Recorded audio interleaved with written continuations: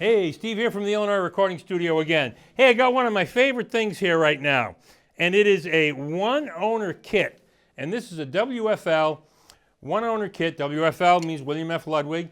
This is from the 50s when Ludwig did not have his name. He sold his name to C.G. Kahn and Company after the Depression and things were rough, and wasn't able to buy his name back until the late 50s. So during that period of time, he still wanted to make drums, but he couldn't use his own name, so he had to use his initials, WFL. So WFL, this is the 50s era, series drums, 9x13, 16/16, 14x24, 5x14 Super Classic snare. Now, the stands and pedals, everything here is original. I'm using a different bass drum pedal, the extra bass drum pedal you'll see in the side shot, the original pedal. But cool thing about this kit, number one, it's one owner. The original owner brought this kit into us. And the heads on the set are the original heads, and they're calf top and bottom. And you want to talk about the biggest pain in the rear end for tuning a drum set, it's to have calf heads on it, especially top and bottom. Jeff Hamilton has a cool story. I'm going to throw it in here, like it or not. Jeff Hamilton and I were talking one day, and he had to play outside at a gig. And the band, he was in the band that was playing first. After that was Thad Jones' Mel Lewis Big Band. And after that was Buddy Rich's band. So Jeff's up there and he's sweating it out because he knows he's going to be playing, and Mel's in the background and, you know, Buddy's in the background. So he's out there on the stage, and it's summertime and it's hot.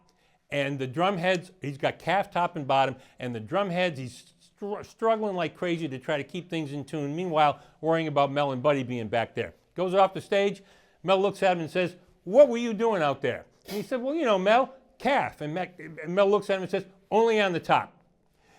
Because humidity affects the calfskin head.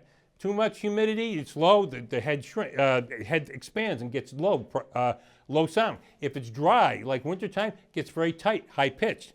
So the simplest answer is put plastic on the bottom, put calf on top. You know, back in the day when there was no plastic, you didn't have a choice.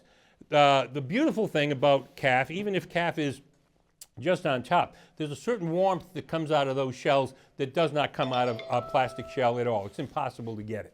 So, I'm going to shut my phone off here.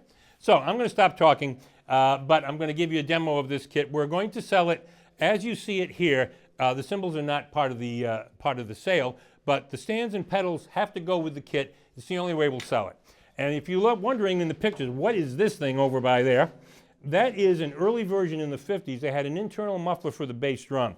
It's a very crazy mechanism, and there's two pads that press up against the batter head inside, but that is factory original. And of course, everything else on the kit is original.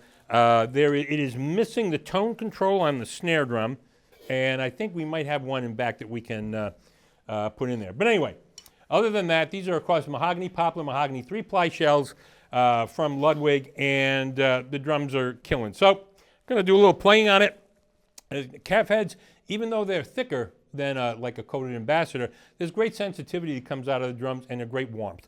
So, we're going to play these quick before they go out of tune again. So, here we go.